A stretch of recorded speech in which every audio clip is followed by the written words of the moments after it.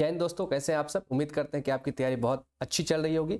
जैसा कि आप जानते हैं कि बिहार शिक्षक भर्ती टीआरई 4 बहुत जल्द आपको देखने को मिलने वाली है, तो इसके रिगार्डिंग तैयारी में आप लोग जुटे रहिए। और किसी भी तैयारी को मजबूती देने के लिए सबसे अच्छा जो मेथड होता है वो होता है सिलेबस, और दूसरे नंबर पर आता है प्रीवियस ईयर क्वेश्चन यानी PYQ। तो आप अगर PYQ को समझ करके उसके बाद तैयारी में अपने चार चांद लगाना चाहते हैं तो आप सही जगह आए हैं। इस चैनल को आप जरूर सब्सक्राइब कर लीजिए अगर नए हैं तो, क्योंकि इस पर हम TRE 1, 2, 3, 4 के सभी प्रीवियस ईयर क्वेश्चन के GS पोर्शंस का डिटेल्स करने वाला हूं, जिसमें मैं 9, 10 और 11, 12 का कर दिया हूं। आप डिस्क्रिप्शन बॉक्स में लिंक भी चेक कर सकते हैं। अभी मैं TRE 1 का फर्स्ट शिफ्ट का प्राइमरी टीचर के लिए 1 to 5 के लिए जो प्रीवियस ईयर क्वेश्चन है उसमें जो GS सेगमेंट है उसको यहाँ पर आपके साथ डिस्कस करने वाला हूँ। तो चलिए शुरुआत करते हैं। तो जैसा कि हमारा एक लोगो वाक्य रहता है कि हम किसी थॉट से शुरू करते हैं, तो कहते हैं कि घायल तो यहाँ हर परिंदा है मगर जो फिर से उड़ सका वही जिंदा है। घायल तो यहाँ हर परिंदा है मगर जो फिर से उड़ सका वही जिंदा है।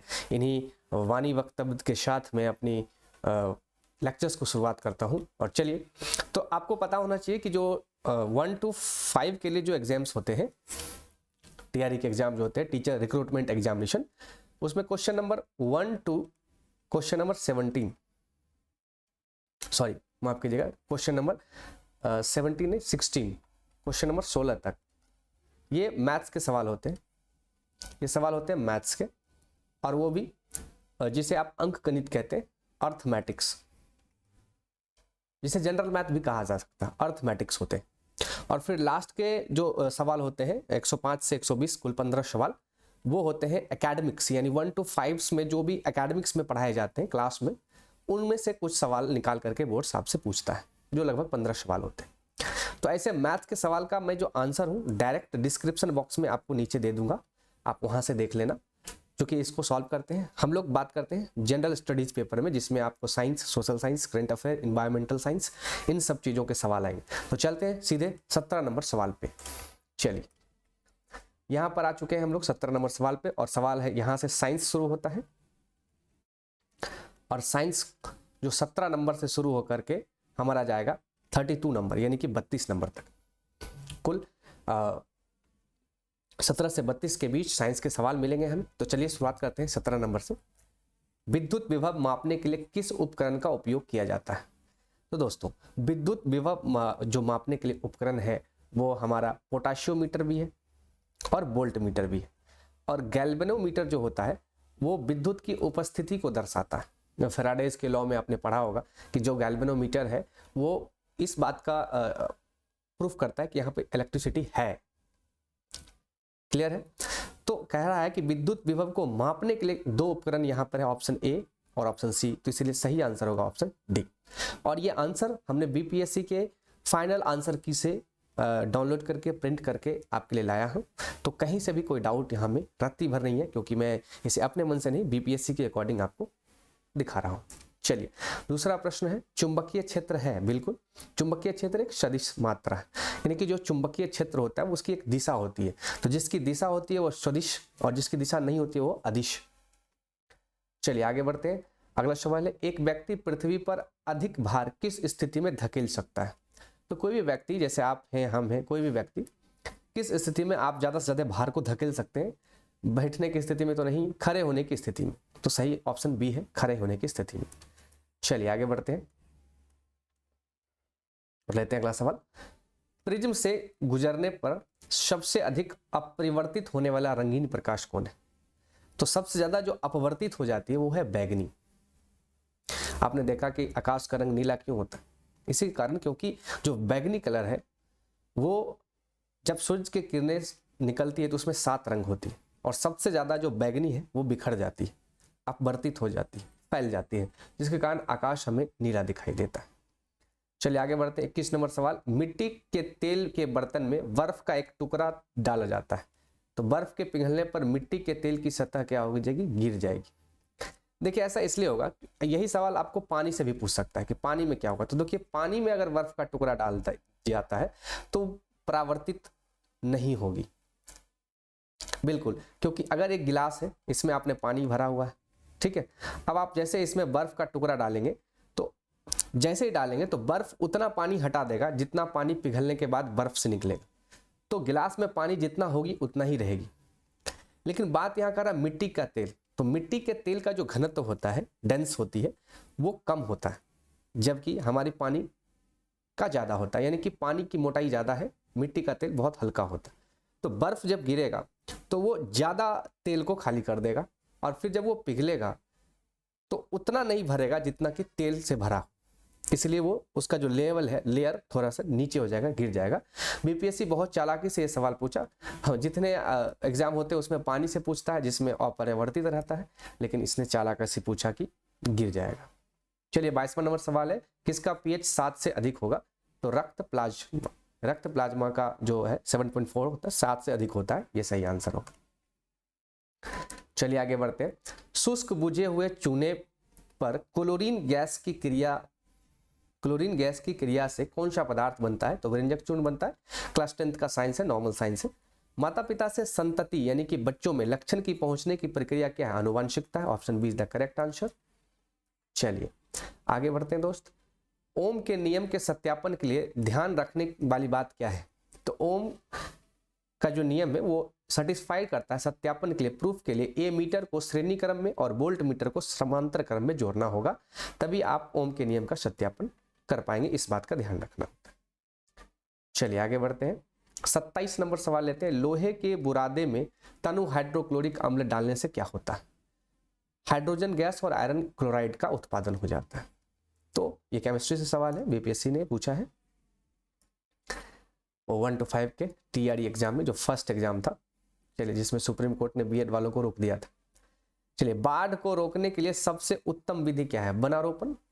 अगर आपके क्षेत्र में या आपके घर के आसपास कहीं भी ज़्यादा मिट्टी कटा होता है, बाढ़ आता है, पानी ज़्यादा बहाव तेज होता है, तो वृक्ष लगाइए। वृक्ष मिट्टी को जकड़ के रखता है और चीज़ों को कंट्रोल कर लेता है। खाने के डिब्बे पर जिंक के बजाय टीन की परत चढ़ी होती है, क्योंकि टीन की तुलना में जिंक अधिक प्रतिक्रियाशील होता है। टीन की तुलना में जिंक अधिक प्रतिक्रियाशील होती है। चलिए, बहुत बढ़िया, आगे बढ़ते हैं। अंडाशय द्वारा कौन सा कार्य किया जाता है? तो जो अंडाशय होता है उसके द्वारा तो एस्ट्रोजन हार्मोन का स्राव होता है, प्रोजेस्टेरोन हार्मोन का भी स्राव होता है, यानी कि और डिंब का निर्माण भी होता है।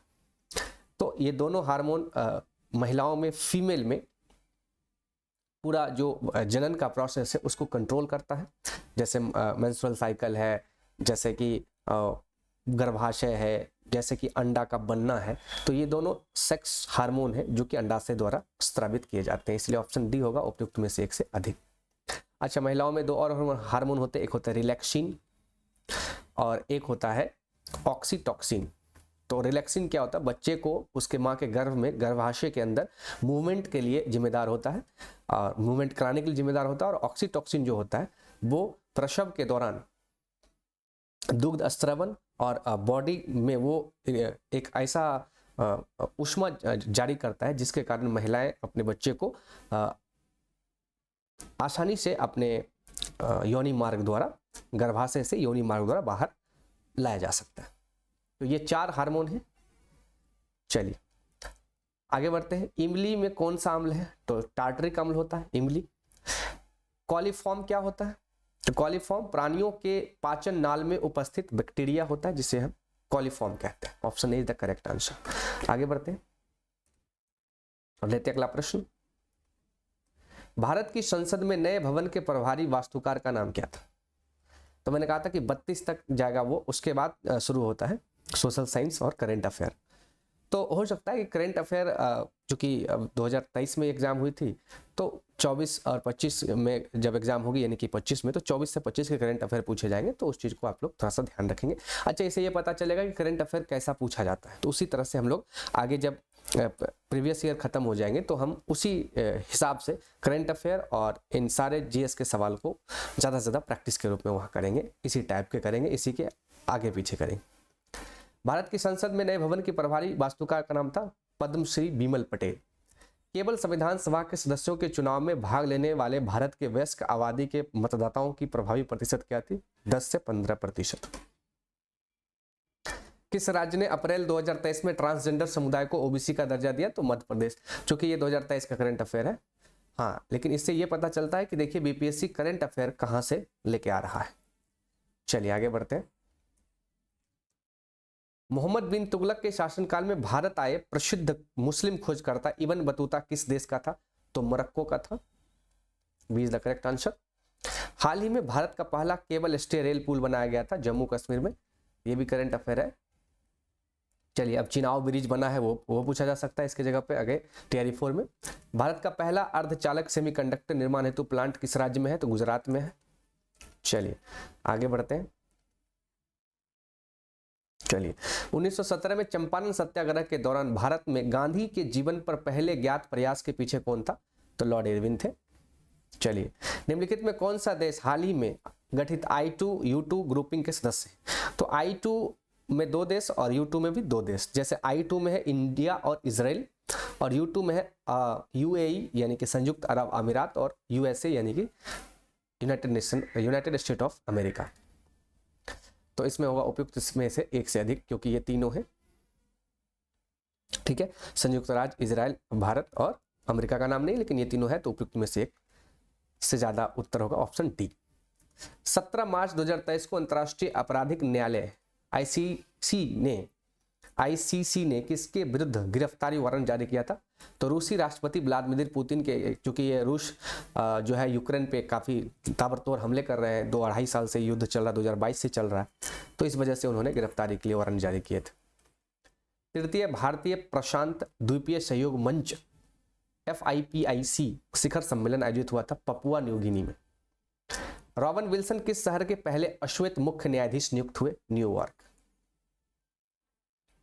निम्नलिखित में से किस देश की संसदीय समिति ने हाल ही में सिफारिश की कि भारत को नाटो प्लस समूह का हिस्सा बनाया जाना चाहिए? तो USA यानी कि यूनाइटेड स्टेट ऑफ अमेरिका ने इस बात की सिफारिश करी थी। तो देखिए इस तरह के करंट अफेयर्स बीपीएससी पूछता है, तो टीआरई में हम लोग खासा ध्यान रखेंगे टीआरई 4 में कि करंट अफेयर की तैयारी किस तरह से करनी होगी। अंतर्राष्ट्रीय बुकर पुरस्कार 2023 यहाँ पूछा है, जो जॉर्जी गैस्पोडिनोवो को मिला है। अब हम लोग यहाँ पढ़ेंगे 2024, 25 में तो नवंबर दिसंबर में मिलता है, तो अगर 25 तक आ गया तो 2025 भी पढ़ लेंगे, क्योंकि 23 का पूछा है, 23 में एग्जाम हुआ है, तो 24 का या तो 25 का पूछेगा। तो चलिए यही होती है प्रीवियस ईयर पढ़ने का सबसे बड़ा फायदा, कि आपको आइडिया लग जाता है। ट्विटर के नए मुख्य कार्यकारी अधिकारी उस समय थे लियांडो याकिर्नी। ठीक है, तो चलिए आगे बढ़ते हैं। तो हमें ये समझ में आता है कि ट्विटर है, एप्पल्स है, किसी एक का CEO का नाम पूछा जा सकता है। भारत की 2011 की जनगणना के अनुसार भारत की कुल महिला साक्षरता दर क्या थी? तो चूंकि इसमें से कोई नहीं था, 51.50% था, तो उपयुक्त में से कोई नहीं, option E the correct answer हमारा हो जाएगा। चलिए आगे बढ़ते हैं और लेते हैं अगला सवाल। सुभद्रा देवी, जिसने 2023 में पद्मश्री पुरस्कार से नवाजा गया, जानी जाती है पेपर मेशी कलाकार के रूप में। अब देखिए जिन जिन को आपको पद्मश्री, पद्म भूषण, पद्म विभूषण इस तरह के अवार्ड मिले, उनके बारे में थोड़ी जानकारी होनी पड़ेगी, क्योंकि ये क्वेश्चन एक बीपीएससी उठाएगा करंट अफेयर में टीआरई 4 में। चलिए आगे बढ़ते हैं। छोटा नागपुर के क्षेत्र में मुंडा और संथाल निम्नलिखित में से किस पेड़ की पूजा करते थे? कदम का पेड़।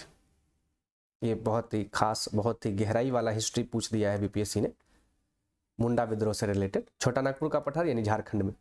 निम्नलिखित में से किसकी खेती जायद के मौसम में की जाती है? जायद के मौसम में किसकी खेती की जाती है? देखिए तरबूज, खीरा, ककड़ी, ये सब गर्मा फसल यानी जायद फसल है, जो कि मई जून में होते हैं, अप्रैल मई जून में। ये सारे फसल में गर्मी के दिनों में होते हैं, जो खास करके अप्रैल मई जून में। चलिए भूकंप के संबंध में निम्नलिखित में से कौन सा कथन सत्य है? भूकंप के संबंध में निम्नलिखित में कौन सा कथन सत्य है? तो भूकंप में पी तरंगे अनुप्रस्थ तरंगे होती है, बिल्कुल सही बात है। धरातल पर उद्गम केंद्र के ऊपर के स्थान को अधिकेंद्र कहते हैं, यह भी सही बात है। जानवरों के व्यवहार में अद्यतन स्थानीय लोगों द्वारा अपनाई गई भूकंप की भविष्यवाणी के तरीकों में से एक है, बिल्कुल सही है। Option D is the correct option, क्योंकि ABC तीनों सही बात कह रहा है। चलिए आगे बढ़ते हैं, क्वेश्चन नंबर 52 लेते हैं। निम्नलिखित में कौन सा कथन उत्तरी अमेरिका महाद्वीप के लेक सुपीरियर के संबंध में सत्य है? तो यह कनाडा और USA के मध्य भौगोलिक सीमा बनाती है, यह बिल्कुल सत्य बात है। आकार और माप में समानता के कारण किस ग्रह को पृथ्वी की जुड़वा ग्रह माना जाता है? तो शुक्र को माना जाता है। निम्नलिखित में कौन सा देश अमेजन नदी बेसिन का एक हिस्सा है? वेनेजुएला जो है वो अमेजन नदी बेस का एक हिस्सा है। ये ज्योग्राफी का सवाल है, वर्ल्ड ज्योग्राफी का। चलिए आगे बढ़ते हैं। निम्नलिखित में से कौन सा विकल्प पृथ्वी की सतह से शुरू होकर वायुमंडल की परतों का सही क्रम है? क्षोभ मंडल सबसे नीचे, उसके बाद समताप मंडल, उसके बाद मध्य मंडल, ताप मंडल और वही बिल्कुल सही जवाब है। चलिए आगे बढ़ते हैं। स्थानांतरणशील कृषि के स्थानीय नाम और संबंधित देश का सही युग्म क्या है? तो लद्दाख मलेशिया। यह स्थानांतरणशील कृषि के स्थानीय नाम और संबंधित देश के लिए परफेक्ट है। यदि ग्रीन बीच में दोपहर के 12 बजे हैं तो ग्रीन बीच में 30 डिग्री पूर्व में क्या समय होगा? दोपहर 2 बजे होगा। देखिए इसको डिटेल में पढ़ने की जरूरत है। तो हम लोग जब आएंगे तो अगर हमने देखा कि ज्योग्राफी से एक सवाल इस टाइम जोन से पूछा जाता है तो हमको टाइम जोन को समझना पड़ेगा कि टाइम जोन से कैसे समय हम लोग निकालते हैं। चलिए, तो इसलिए कहते हैं चैनल को सब्सक्राइब कीजिए। आगे आपको TRE 4 के GS सेगमेंट की सारी तैयारी यहाँ आपको मिल जाएगी। महासागरीय प्रॉपर्टी के मुख्य खनिज घटक क्या है? सिलिका और मैग्नीशियम। चलिए आगे बढ़ते हैं। निम्नलिखित में कौन सा मल्चिंग शब्द की व्याख्या करता है? फसलों के बीच खाली जमीन में पुआल जैसे जैविक पदार्थ की परत से ढकना। भारत के खनिज तेल यानी कि पेट्रोलियम उत्पादक क्षेत्र में इसकी अवस्थिति का सही युग्म क्या है? तो भारत में जो पेट्रोल का उत्पादन होता है, सूरमा घाटी असम, लुनाज क्षेत्र गुजरात, केजी बेसिन बंगाल खाड़ी, तो इन सभी क्षेत्रों में तेल का जो उत्पादन है, इसलिए उपयुक्त में से एक से अधिक सही होगा। चलिए आगे बढ़ते हैं। अगला सवाल है, जवाहरलाल नेहरू की अस्थायी सरकार में श्रम मंत्री कौन थे? जगजीवन राम थे। Option see the correct answer. 1918 के किस महीने में चंपारण कृषि कानून, चंपारण एग्रीगेशन एक्ट यूरोपीय नील बगान के स्वामी के विरुद्ध पारित हुआ? तो ये कब पारित हुआ? इसमें से सही जवाब तो यहाँ पर दिया नहीं गया है। चलिए इसको समझते हैं। 1918 के किस महीने में चंपारण के कृषि कानून,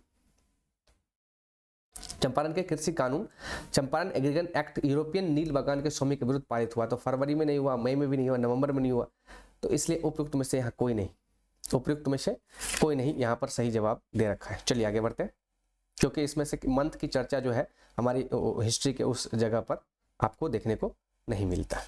चलिए आगे बढ़ते हैं। निम्नलिखित कथनों में से कौन सा सही है? सुभाष चंद्र बोस ने द इंडियन स्ट्रगल का लेखन किया। ये बिल्कुल सही बात है, सुभाष चंद्र बोस ने किताब लिखी द इंडियन स्ट्रगल। चलिए आगे बढ़ते हैं। बिहार के किस जनजाति ने कांग्रेस के गया अधिवेशन में भाग लिया? तो उराव जनजाति ने कांग्रेस अधिवेशन में भाग लिया, जो कि गया में हुआ था। तो बिहार में एक गया में हुआ, एक बांकीपुर पटना में हुआ, और एक झारखंड में रामगढ़ में हुआ, तो झारखंड अब अलग हो गया है। चलिए आगे बढ़ते हैं। निम्नलिखित में कौन युग्म कौन सा सही सुमेलित नहीं है? कौन सा युग्म सही सुमेलित नहीं है, ये बात आपसे पूछा जा रहा है। चलिए तो बात करते हैं। सही सुमेलित नहीं है। अच्छा माफ कीजिएगा, थोड़ी सी हम एक बात यहाँ पे मिस आउट कर रहे हैं। अच्छा ये सवाल 62 नंबर जो सवाल है, इसमें आंसर उपयुक्त में से कोई नहीं है, तो आपके मन में जरूर आएगा कि इसमें आंसर क्या होगा। तो इसमें आंसर मैं बता देता हूं, अक्टूबर 1918। अक्टूबर 1918 में ये पारित हुआ। तो फरवरी मई नवंबर दिया हुआ ऑप्शन में, तो इसलिए उपयुक्त में से कोई नहीं, आंसर ई होता है। चलिए आगे बढ़ते हैं। चलिए 65 नंबर, उपयुक्त में से एक से अधिक। अच्छा 65, हाँ ये हो गया 65। निम्नलिखित में कौन सा सही सुमेलित नहीं है? कौन सा सुमेलित नहीं है ये आपसे पूछा जा रहा है। तो ए ये बिल्कुल गलत है, और उसके बाद आपको सी भी गलत है। ये सब सुमेलित है। ये पूछ रहा है कौन सा नहीं है, सही सुमेलित नहीं है। निम्नलिखित में कौन सा सही सुमेलित नहीं है? Dadabhai Naoroji grand old man of India कहे जाते थे, है ना। एडवोकेट ऑफ द इंडिया बोला गया है, तो गलत बात है। Indian inspector Surendranath Banerjee, Indian inspector दादा भाई नौरोजी द्वारा प्रकाशित एक किताब है, तो ये भी सही सुमेलित नहीं है। तो सही सुमेलित क्या है भाई? तो यहाँ पे बी यंग इंडिया यानी कि महात्मा गांधी है। यंग इंडिया महात्मा गांधी ने लिखा, ये बात सही है, लेकिन आपको पता होना चाहिए कि जो बीपीएससी ने आंसर दिया वो दिया उपयुक्त में से एक से अधिक। तो ये क्वेश्चन कॉन्ट्राडिक्शन में फंसा। तो आपको पता होना कि बीपीएससी थोड़ी सी ज्यादा कॉन्ट्रोवर्शियल सवाल को एक दो सवाल पूछ देता है, इसलिए ऑप्शन ई भी रखता है उपयुक्त में से कोई नहीं, इनमें से एक से अधिक।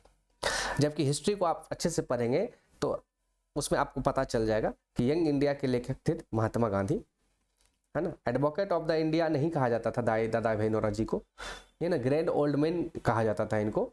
तो उस हिसाब से सही आंसर बी होना चाहिए, लेकिन बीपीएससी ने अपने आंसर शीट में डी दिया है। ठीक है, बीपीएससी अपनी जगह ही अपने आप को ही मानता है, तो उस चीज को हमेशा ध्यान रखना होगा हमें। 1938 में किसकी अध्यक्षता में राष्ट्रीय योजना समिति की स्थापना की गई? जवाहरलाल नेहरू की अध्यक्षता में। चलिए आगे बढ़ते हैं। Mahatma Gandhi and Bihar, Mahatma Gandhi and Bihar some reminiscence पुस्तक के लेखक कौन थे? डॉक्टर राजेंद्र प्रसाद। किस आंदोलन के प्रभाव में आकर बिहार के लोगों ने चौकीदारी कर देने से इनकार कर दिया? काफी सवाल बेहतरीन है। सविनय अवज्ञा आंदोलन, सविनय अवज्ञा आंदोलन जो कि हुआ 1930 में शुरू हुआ था, सविनय अवज्ञा आंदोलन। चलिए, वह महिला स्वतंत्रता सेनानी कौन थी जो स्वतंत्र आंदोलन की वायुवृद्ध महिला के रूप में विख्यात हुई? तो अरुणा आसिफ अली। वायुवृद्ध मतलब बहुत ओल्ड औरत के रूप में विख्यात हुई। किस स्थान पर बीजी तिलक ने होम रूल लॉ की स्थापना की? तो पूना में 1916 में बाल गंगाधर तिलक ने। हुंकार हिंदी साप्ताहिक पत्रिका के प्रकाशन से कौन संबंधित थे? तो चलिए क्वेश्चन क्या है 71 नंबर, हुंकार हिंदी पत्रिका, इससे संबंधित पत्रिका के प्रकाशन से कौन संबंधित थे? हुंकार हिंदी साप्ताहिक पत्रिका के प्रकाशन से कौन संबंधित थे? तो कौन संबंधित थे? तो ऑप्शन है उपयुक्त में से एक से अधिक। तो चलिए समझते हैं। तो देखिए इसमें सम्मिलित कौन कौन थे? राम वृक्ष बेनीपुरी थे, ठीक है, राम वृक्ष बेनीपुरी और राहुल संकरतियान। तो 2 लोग सम्मिलित थे, इसलिए उपयुक्त में से एक से अधिक ऑप्शन दिया है। लेकिन यहां पर आप देखेंगे गलत, ये ऑप्शन गलत टिक किया गया है। यहां पर जिन्होंने थे उनका नाम दिया ही नहीं, राम वृक्ष बेनीपुरी का नाम दिया नहीं। तो ऑप्शन ई यहाँ पे करेक्ट आंसर होना चाहिए, ये उपयुक्त में से कोई नहीं, क्योंकि इसके आंसर होंगे हुंकार हिंदी साप्ताहिक पत्रिका के प्रकाशन में संबंधित थे राम वृक्ष बेनीपुरी, राम वृक्ष बेनीपुरी। चलिए आगे बढ़ते हैं। किस अंग्रेज सैन्य अधिकारी जनरल ने झांसी की रानी को यह कहते हुए श्रद्धांजलि दी थी कि यह औरत सोई हुई है जो विद्रोह में एक अकेली मर्द है? तो ह्यूरोज जो कि ग्वालियर झांसी वहां का कंट्रोलर ऑफ अंग्रेज था, जो रानी लक्ष्मीबाई के मरे हुए शरीर, पड़े हुए शरीर को भी देख करके डराता था और कहता था कि ये भारतीयों में एक अकेली मर्द महिला है। चलिए आगे बढ़ते हैं। 73 नंबर सवाल क्या कहता है? कहता है कि सूची 1 से सूची 2 को मिलान करना है। चलिए मिलाते हैं। गरीबी हटाओ का नारा दिया था इंदिरा गांधी ने, कांग्रेस। लोकतंत्र बचाओ बताया था जनता दल ने, है ना, जेपी आंदोलन से आया था। जोतने वाली भूमि को कहते हैं वाम मोर्चा, और तेलुगुओं का स्वाभिमान की रक्षा एनटी रामाराव ने करी थी। तो option B is the correct answer. आगे बढ़िए।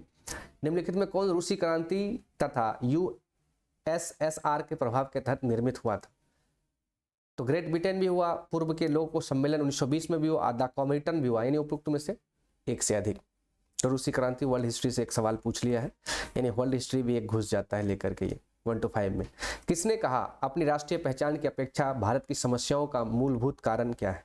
दीनदयाल उपाध्याय ने। किसने कहा अपनी राष्ट्रीय पहचान की उपेक्षा भारत की समस्याओं का मूलभूत कारण है? दीनदयाल उपाध्याय। निम्नलिखित में से असहयोग आंदोलन में भाग लेने वाले खेतिहरों की प्रमुख मांग कौन सी थी? तो इस उपयुक्त में से एक से अधिक प्रमुख मांग कौन कौन सी थी? चलिए उसको देख लेते हैं। ऑप्शन ए राजस्व में कमी, ये मांग थी। ऑप्शन बी बेगार का उन्मूलन, ये भी मांग थी। और ऑप्शन सी वन क्षेत्र में अपने पशुओं को चराने, ईंधन की लकड़ी तथा फल इकट्ठा करने हेतु खेतिहरों का प्रवेश खोलना, ये सारे मांग थे, यानी option D is the correct answer, उपयुक्त में से एक से अधिक। मॉन्टेस्क्यू ने सरकार के अंतर्गत विधायिका, कार्यपालिका और न्यायपालिका के मध्य शक्तियों का विभाजन निम्नलिखित में से अपनी किस पुस्तक में करी थी? The spirit of the laws. इस पुस्तक में मॉन्टेस्क्यू ने इस तरह के तीनों का डिवीजन किया था। चलिए आगे बढ़ते हैं और लेते हैं अगला सवाल। निम्नलिखित में से ब्रिटिश शासन के दौरान कौन सा भारतवर्ष के अंतर्गत निर्वनीकरण का कौन सा मुख्य कारण था? विस्तारित खेती की मांग को पूरा करने के लिए भूमि का उन्नत करना। चलिए आगे बढ़ते हैं। भारत के किस संस्था का आदर्श वाक्य है? धर्मो रक्षति रक्षितः। कानून तभी रक्षा करता है जब उसकी रक्षा की जाती है। ये रॉ का है, रिसर्च एंड एनालिसिस विंग, अनुसंधान और विश्लेषण विंग जिसको कहते हैं रॉ। धर्मो रक्षिता रक्षिता, निम्नलिखित आंदोलनों में से किसका सरदार वल्लभ भाई पटेल द्वारा नेतृत्व किया गया और वह सफल रहा? बारदौली सत्याग्रह, गुजरात। यहीं पर सरदार की उपाधि बारदौली की महिलाओं ने दिया था वल्लभ भाई पटेल को। चलिए आगे बढ़ते हैं। भारत और 1929 में प्रारंभ हुई महामंदी के संदर्भ में निम्नलिखित में कौन सा कथन सही है?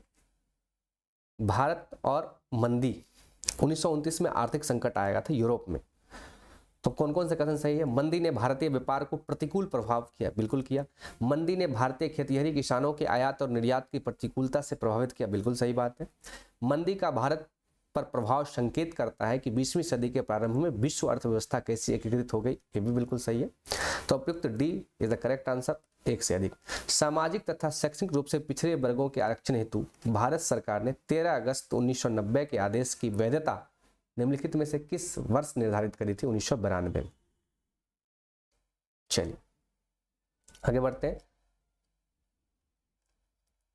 एंगस मेडिसिन की पुस्तक the world economy historical statistics के अनुसार प्राचीन काल में भारत के विश्व जीडीपी के पीपी में कितने प्रतिशत का अंशदान था? तो 32%।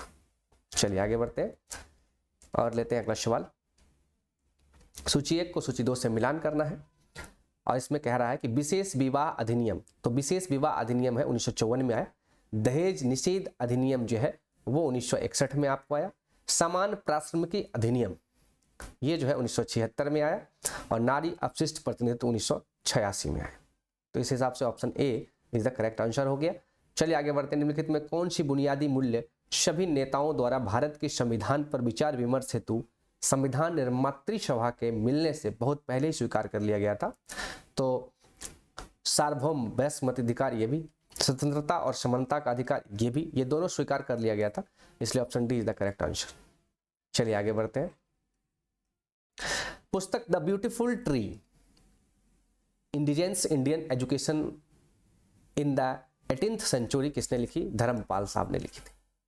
आगे बढ़ते। भारतवर्ष की संविधान की प्रस्तावना में बंधुत्व निम्नलिखित में से मुख्यतः किसे आश्वस्त करता है? बंधुत्व व्यक्ति की गरिमा, देश की एकता और अखंडता, नागरिकों के न्याय और उनकी स्वतंत्रता एवं समानता। यानी अगर हम बात करते हैं भारतवर्ष के संविधान की प्रस्तावना में जो बंधुत्व शब्द है वो किसको किसको निगोट करता है? तो ए बी सी ये तीनों को करता है। व्यक्ति की गरिमा, देश की एकता और अखंडता, नागरिकों की न्याय, उनकी स्वतंत्रता एवं समानता। उपयुक्त में से एक से अधिक।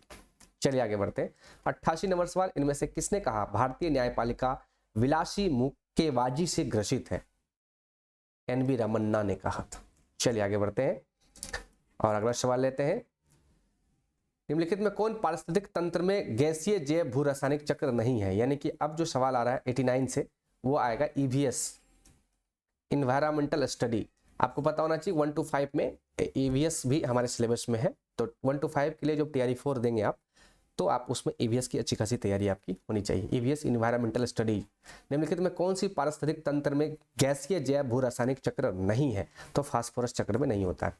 निम्नलिखित में कौन सा जीव क्लोरोफिल की उपस्थिति में सूर्य के प्रकाश का उपयोग कर अकार्बनिक पदार्थों को कार्बनिक यौगिक में परिवर्तित करता है? तो सोपोसी और कुछ जीवाणु ये दोनों करते हैं, इसलिए ऑप्शन डी सही आंसर माना है बीपीएससी। 91 नंबर सवाल। निम्नलिखित में से किसके पास उच्च ऊर्जा स्तर और छोटा तरंगदैर्ध्य है? तो परावैज्ञानिक रन के पास उच्च ऊर्जा है और तरंगदैर्ध्य छोटा। प्रत्येक कोशीय स्तर पर गैर अपघटनीय रसायनों के लगातार रासायनिक संचय की प्रक्रिया के रूप में डैश को जाना जाता है, जैविक आवर्धन को जाना जाता है। चलिए आगे बढ़ते हैं। जनसंख्या की वहन क्षमता किसके द्वारा निर्धारित की जाती है? सीमित साधन द्वारा या सीमित संसाधन द्वारा। मैथम ग्लोबेमिनियम निम्नलिखित में से किसमें दूषित पानी पीने के कारण होता है? नाइट्रेट। ये एक बीमारी का नाम है जो दूषित पानी पीने के कारण होता है और पानी में होता है नाइट्रेट। परितंत्र में ऊर्जा का प्रवाह एक दिशीय होता है, यानी 1 डायरेक्शनल होता है। 100% ऊर्जा का जो स्रोत है वो हमारा सूर्य है, उसके बाद पौधा है, फिर पौधा से हम लोग। निम्नलिखित में से कौन सा परितंत्र का संघटक है? जंतु और पादप और सूक्ष्मजीव सभी हैं। परितंत्र यानी हमारे आसपास ये सारे लोग हैं, जंतु, पौधा, सूक्ष्मजीव, तो ये सभी परितंत्र के घटक हैं, इकोसिस्टम के घटक हैं। निम्नलिखित में से कौन सी लैंडफिल से उत्पन्न होती है? मीथेन जो होता है वो लैंडफिल से उत्पन्न होता है। निम्नलिखित में से कौन सी गैस लैंडफिल से उत्पन्न होती है? मीथेन। निम्नलिखित में कौन जंगल में आहार श्रृंखला का प्रतिनिधित्व करता है? पादप, हिरन, शेर। यानी पादप यानी पौधा, उसके बाद आया हिरन, उसके बाद आया शेर। चलिए, पर्यावरण में प्लास्टिक डैश की क्रिया द्वारा विघटित नहीं होगी। भैया प्लास्टिक किस किस क्रिया द्वारा विघटित नहीं होगी? जीवाणु कभी प्लास्टिक को विघटित नहीं कर सका, मृतोपजीवी यह भी नहीं कर सकता, परजीवी, यानी कि ये तीनों मिलकर के भी प्लास्टिक को विघटित नहीं कर सकता है, क्योंकि प्लास्टिक इसीलिए पर्यावरण के लिए काफी खतरनाक है। चलिए, ऊर्जा के स्रोत जो कार्बन उत्सर्जन में वृद्धि नहीं करते हैं उसमें शामिल है सौर सेल, ये बिल्कुल कार्बन उत्सर्जन नहीं करता। पवन चक्की ये भी नहीं करता है। नाभिकीय ऊर्जा संयंत्र ये तो करते हैं, परमाणु वाले। तो ये दोनों ऐसा है जो नेचुरल एनर्जी सोर्स है, इसलिए ये कार्बन का उत्सर्जन में वृद्धि नहीं करते। तो ऑप्शन ए और बी सही है, इसलिए ऑप्शन डी करेक्ट आंसर है, एक से अधिक। चलिए आगे बढ़ते हैं। आहार श्रृंखला में शाखान्वित श्रृंखला को डैश कहा जाता है? आहार जाल। हरे पौधे सूर्य के प्रकाश की ऊर्जा का डैश % ग्रहण करते हैं? 1%। हरा पौधा जो है सूर्य के प्रकाश की ऊर्जा का मात्र 1% ग्रहण करते हैं। कितना प्रतिशत ग्रहण करते हैं दोस्त? मात्र 1% ग्रहण करते हैं। चलिए आगे बढ़ते हैं। किसके नेतृत्व में चिपको आंदोलन को मजबूती मिली थी? तो सुंदर लाल बहुगुणा के नेतृत्व में। काफी अच्छा सवाल है। आहार श्रृंखला में प्रथम पोषी स्तर मौजूद होते हैं 100 पोषी। तो ये था 104। अब आगे जो 105 से सवाल होगा वो एकेडमिक्स मैथ से होंगे, यानी कि 1 to 5 के टीचर बनने के लिए आपको 105 से लेकर के 120 तक जो सवाल होंगे लगभग, ये सारे सवाल 1 to 5 क्लास के, 1 to 5th क्लास के एकेडमिक्स में जो पढ़ाए जाते हैं, जैसे आरोही क्रम, अवरोही क्रम, इन सारे सवालों पे बेस्ड होंगे। तो इसका भी जवाब हम आपको डिस्क्रिप्शन बॉक्स में दे देंगे, क्योंकि हम इस चैनल पर सिर्फ जनरल स्टडीज पेपर को डिस्कस करते हैं। तो यदि आप नए हैं तो चैनल को सब्सक्राइब कर लीजिए, बेल आइकन हिट कर लीजिए और अपने दोस्तों को जरूर शेयर करिएगा। और मिलते हैं अब TRE 2 के 1 to 5, 6 to 8, 9, 10, 11, 12। ध्यान रखिए, TRE 1 में 6 to 8 के लिए कोई वैकेंसी नहीं थी, इसलिए उसका कोई एग्जाम नहीं हुआ था, इसलिए उसका कोई प्रीवियस ईयर क्वेश्चन भी नहीं होगा। तो चलिए मिलते हैं अगले वीडियो में, तब तक के लिए जय हिंद।